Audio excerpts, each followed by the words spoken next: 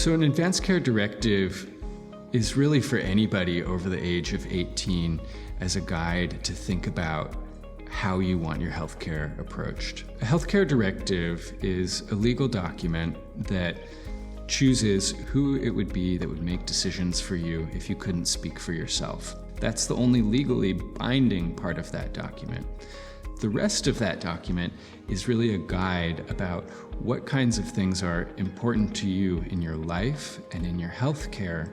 Really, life is unpredictable. We don't know when we might get in a car accident, when some chance tragic event might happen.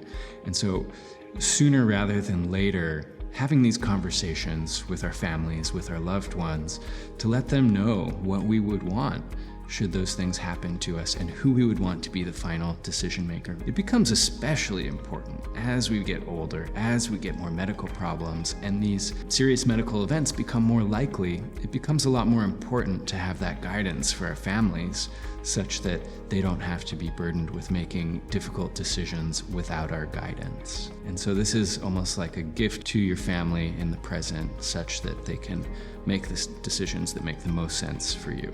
We often have something called a family meeting where we gather the important people in that person's life and really talk about what the situation is and what those family members or close people know about the patient and how they've lived their lives, to talk about and think about what to do next. And if the conversations haven't been had, it can actually lead to a lot of conflict between family members. The Advance Care Directive can be a really helpful tool, in a lot of ways, a guide to help families and patients talk about these things so that you get the things you want and you don't get the things you wouldn't want. You can get these forms either at your primary care provider's office.